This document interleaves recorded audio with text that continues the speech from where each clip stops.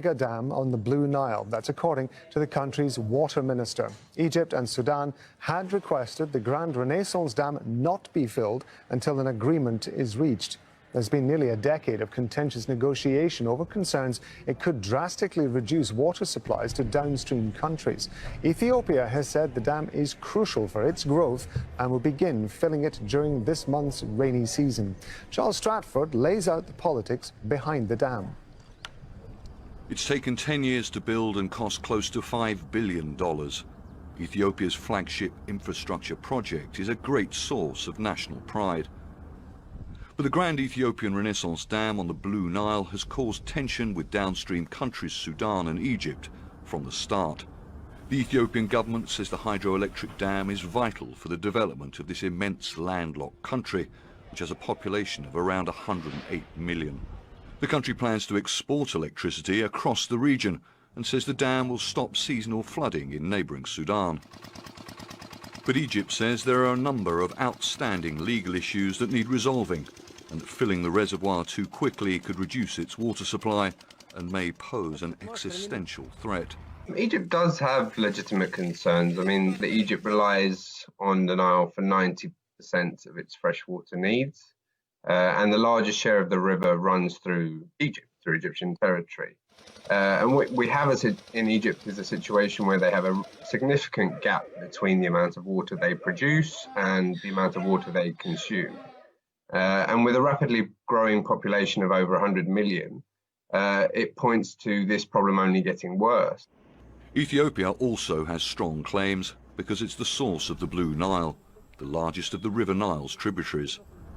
Ethiopia was never included in a colonial-era agreement between Egypt and Sudan that gives the lion's share of water to Egypt. There are many finely balanced calculations, including internal political ones, that are at play here. You know, for example, in Ethiopia, you have Abiy Ahmed having come into power in 2018. He wants to secure his position and be re-elected in future elections in Ethiopia. In Egypt, you have President Sisi with an economy that had been struggling, but also he needs to ensure that he has the continued backing of the military establishment in the country, which of course has an important role in that economy. In late June, Ethiopia rejected a UN Security Council meeting requested by Egypt, saying the Council should not be involved at all. Ethiopia's UN ambassador said the dispute should be solved at a regional level. African Union talks hosted by South Africa failed to forge agreement earlier that month. In February, the US and the World Bank mediated what it hoped would be a roadmap on how to proceed with final technical and legal issues which concerned Egypt in particular. But Ethiopia did not sign the final document.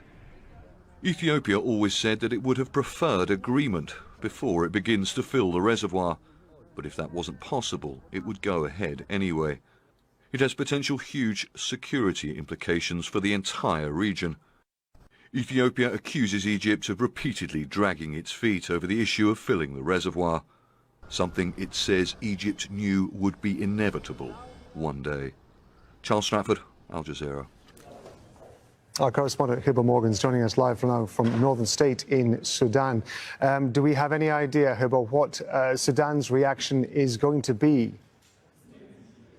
Well, Rob, we're yet to hear any reaction or any statement from the Sudanese government. We've heard from them yesterday saying that they are going to present a report to the African Union. They've already submitted reports from the 2 weeks of virtual talks between Ethiopia, Sudan, and Egypt to their prime ministers. And there is supposed to be a summit that is going to take place between the prime ministers of the three countries within the coming week. Now, this was all to try to make sure that a deal is reached before Ethiopia starts filling its Grand Dam. Now, this is obviously a little bit too late for that. There have been repeated concerns from Sudan about the safety of the operations of the dam. Let's not forget that Sudan itself has another dam that's about 100 kilometers away from the GERD, the Grand Ethiopian Renaissance Dam, which is called the Ceres. So it's quite concerned about what would happen when the dam fails to operate properly and fails to hold water, and all of a sudden all that water that is being held by the reservoir gets released downstream.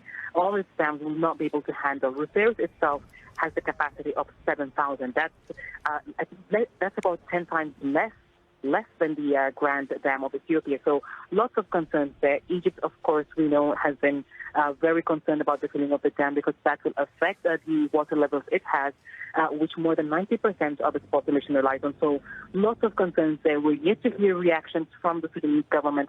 They've repeatedly said that there should be a diplomatic solution and that there should be a political will to reach a deal, which is why they've been trying to mediate between the two sides while saying that it, at the same time, is a stakeholder.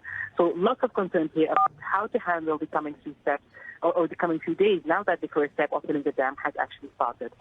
Hiba, I would understand that people living in and around the dam are also going to be concerned about safety issues, the same safety issues that Sudan has. Is there any effort that Sudan can make, at least in governmental terms, to try to protect people who might be affected? Well, as you heard from my colleagues when he reported just a few minutes ago that Ethiopia has said that the dam will control seasonal flooding along the Nile in Sudan. That's something that Sudan has repeatedly suffered from, especially during the rainy season. Flooding along the banks of the Nile as the Nile flows from the country towards Egypt.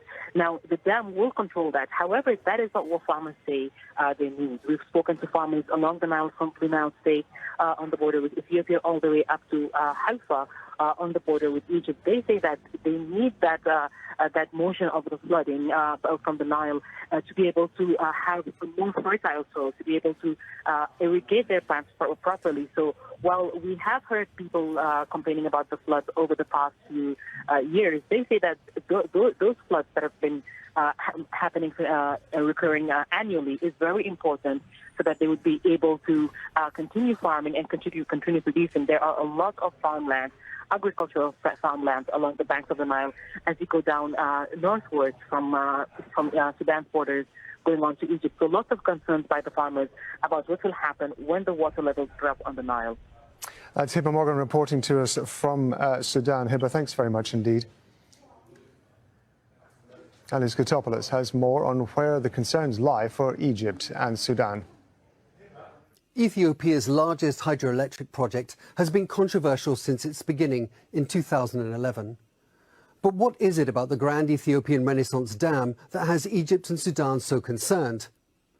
Let's start with what it can do for Ethiopia itself. A country of more than 109 million people, its economy is one of the fastest growing in the world, at roughly 10% a year for the last 15 years. Ethiopia's energy demands have kept pace, but only 27% of the country is currently connected to the national grid.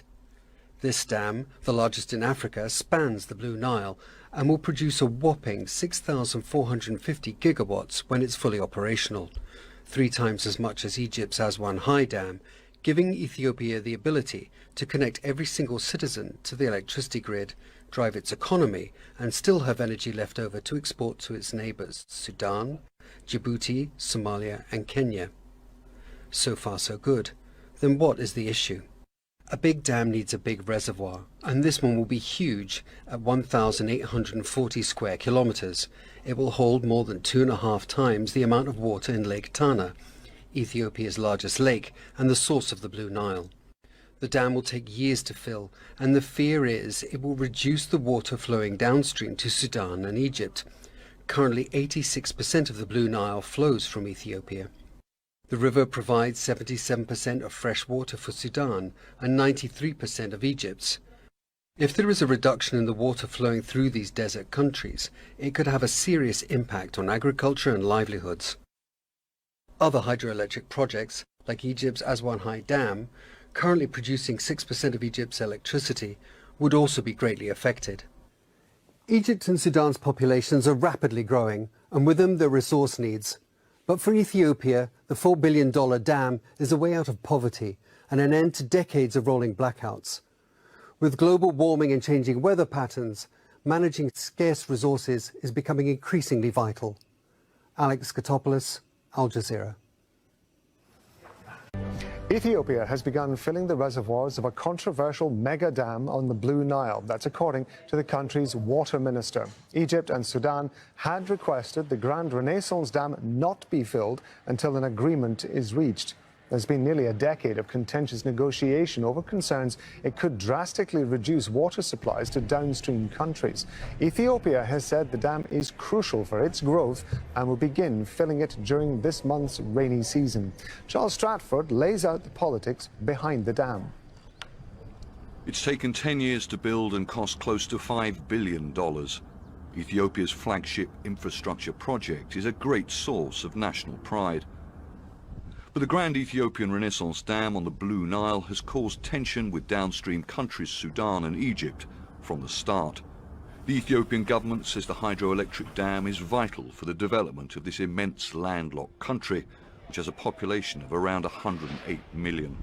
The country plans to export electricity across the region and says the dam will stop seasonal flooding in neighbouring Sudan. But Egypt says there are a number of outstanding legal issues that need resolving, and that filling the reservoir too quickly could reduce its water supply and may pose an existential threat. Egypt does have legitimate concerns. I mean, Egypt relies on the Nile for 90% of its freshwater needs, and the